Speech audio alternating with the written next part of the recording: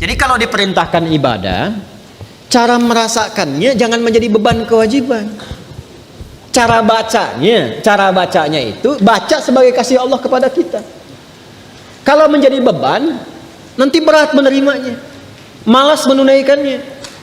Contoh kalau kita sedikit ingin detilkan misalnya, ya, wa'budu rabbakum, ibadah kepada Rabbmu. Kita bertanya, ya Allah bagaimana caranya?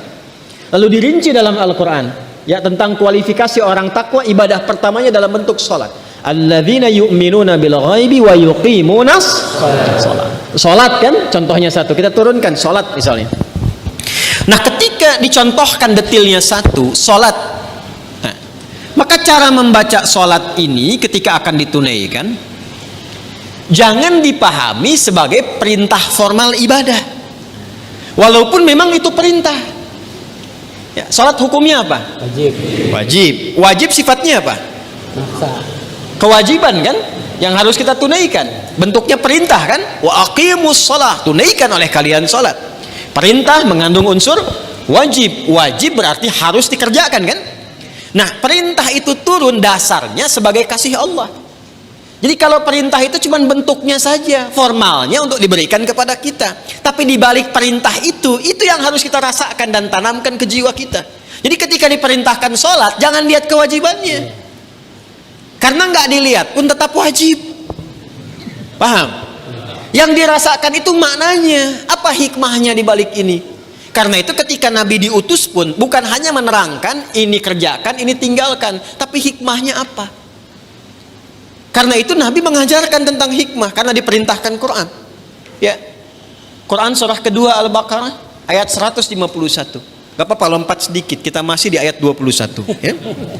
Kama arsalna fikum rasulan minkum yatlu alaikum ayatina wa yuzakkikum wa yuallimukumul kitaba wal hikmah wa yuallimukum ma lam takunu ta'lamun. Jadi ketika diterangkan kepada kita ibadah, kata Al-Quran ada perintahnya dulu, makanya ibadah yang ditanya perintahnya.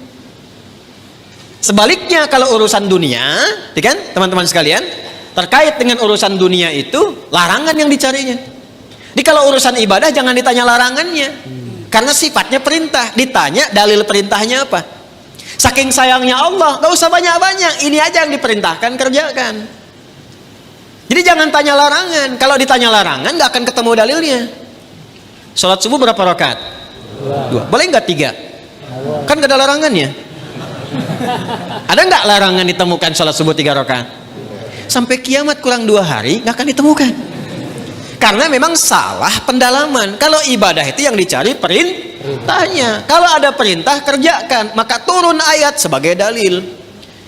Ya, konsepnya begitu. Kama arsalna fikum rasulan minkum yatlu alaikum ayatina. Turun ayat dari kami. Apa ayatnya? Dalilnya apa? Wa aqimus shalah. Baru kita sholat. Lihat prakteknya dari Nabi, contohnya bagaimana. Dibatasi, saking sayangnya Allah, nggak usah banyak-banyak. Tapi kalau kita ikuti dapat hasilnya.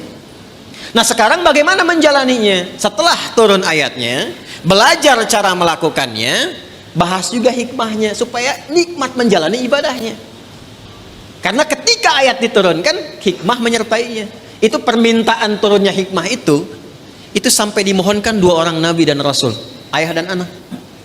Nabi Ibrahim dan Nabi Ismail setelah tuntas alaihi wassalam meninggikan bangunan Ka'bah yang runtuh bagian atasnya di masa Nabi Nuh karena terkena banjir itu, tersisa pondasi.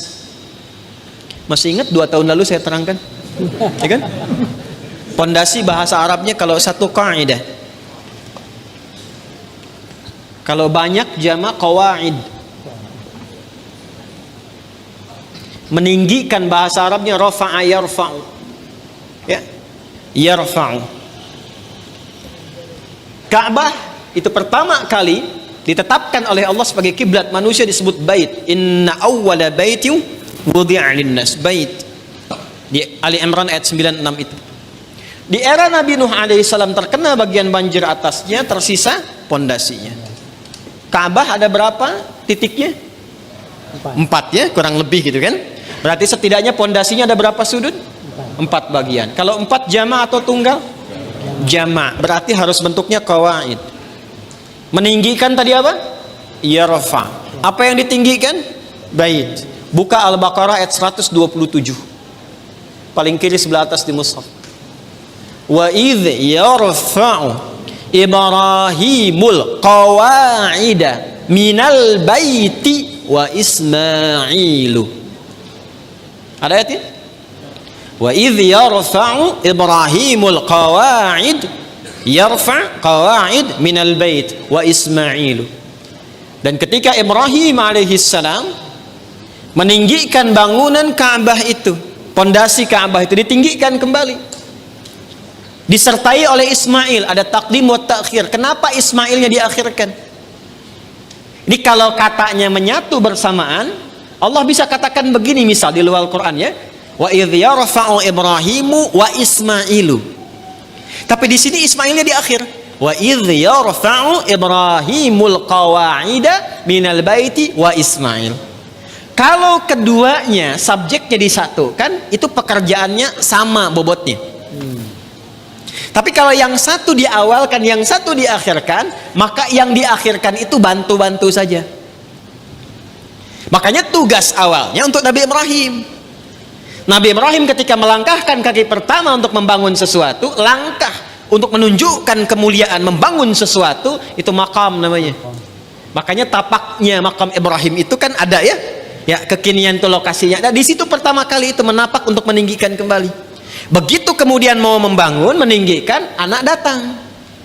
Nanti saya rinci saat Idul Adha. Datang merasakan beban ayah. Itu tidak mudah menemukan anak yang ketika ayahnya kerja merasakan itu, ingin bantu, itu nggak mudah. Bagaimana bisa begitu? Nanti pas khutbah Idul Adha saya terangkan. Singkatnya, datang bawa batu.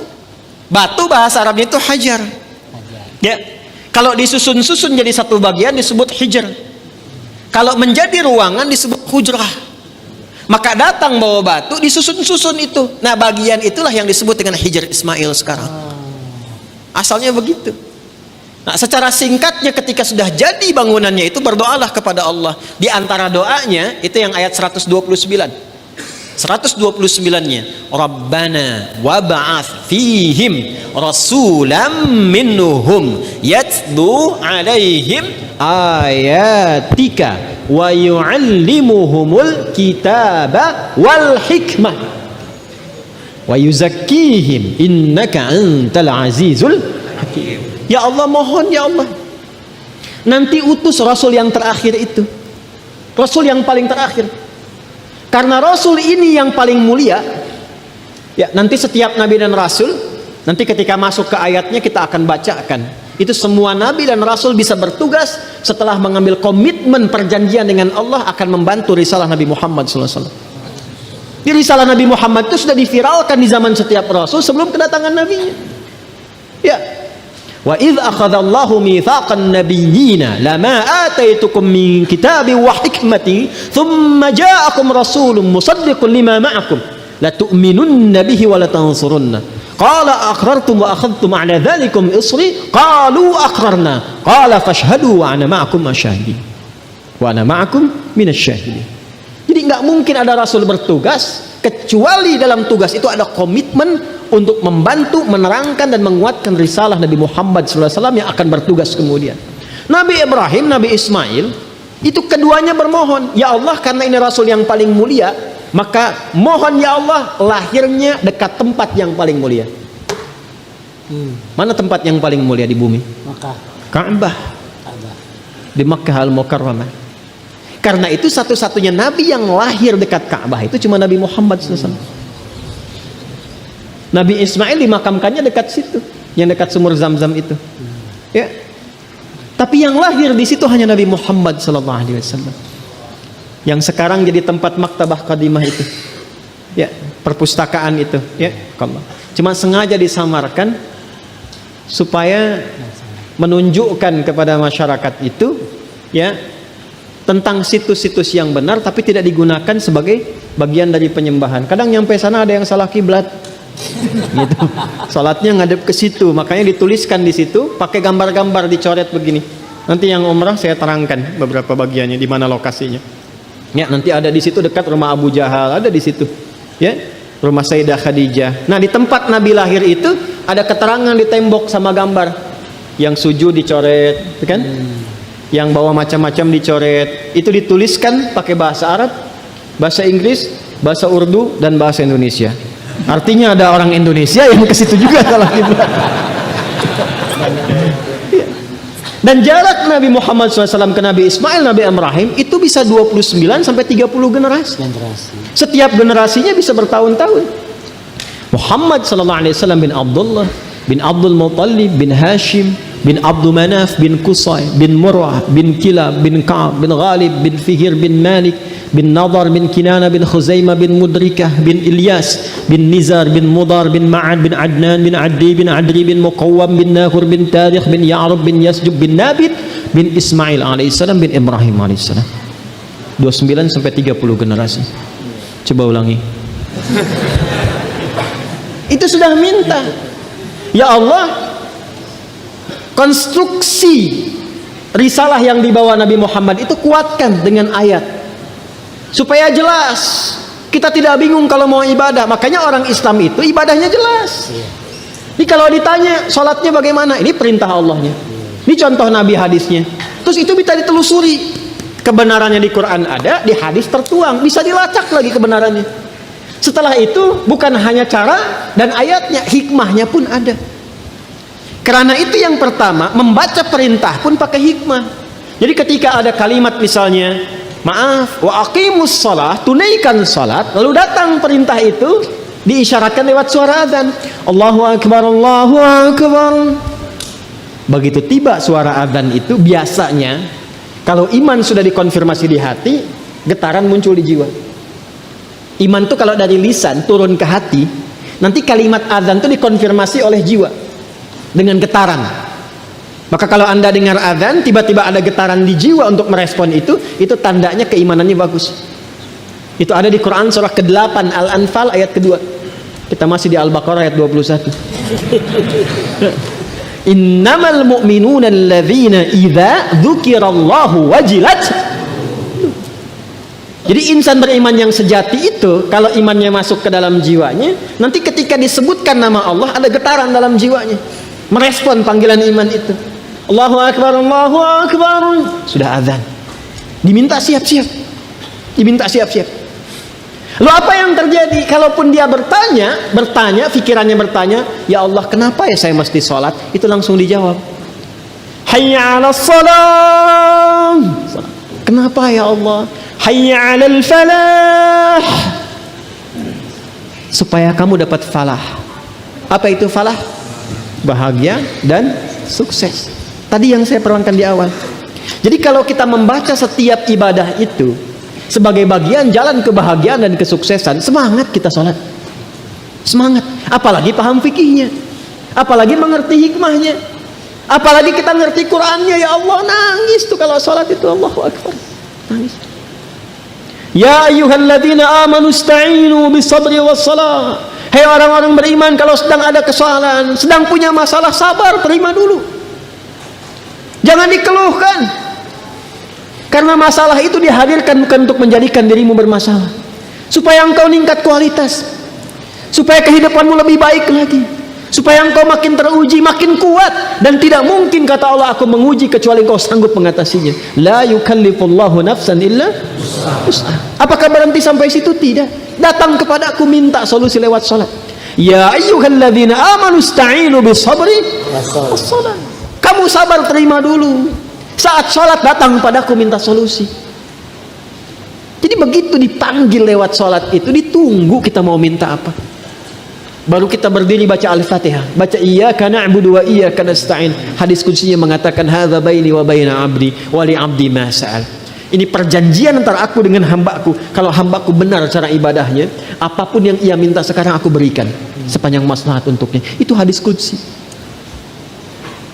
Ibadi khalaqtuka lil ibadati fala tal'ab wa qasamtu laka rizqaka fala tal'ab wa qasamtu laka rizqaka fala tat'ab. Hambaku, aku ciptakan kau itu untuk ibadah.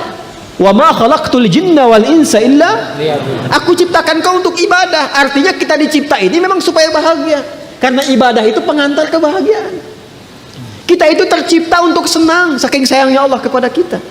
Kehidupan rumah tangga itu menyenangkan, kerja itu membahagiakan. Ini kalau kita larut dalam kesedihan, berarti ada sesuatu yang tidak berjalan dalam kehidupan kita itu. Wa qasamtu laka rizqaka fala tata'an. Kamu aku ciptakan untuk ibadah, jangan banyak mainnya, kata Allah. Kalau kamu benar ibadahnya, jangan khawatir tentang rizki. Aku bagi dan aku percepat. Engkau gak usah lelah mendapatinya. Itulah ibadah. Kurang apa Allah di situ? Dan itu dibuka untuk semua hambanya gitu. Itu yang luar biasa. Dan itu berjalan di setiap kesempatan generasi. Dari generasi awal loh, sampai ke kita, sampai kehidupan berakhir. Kurang sayang apa Allah kepada kita?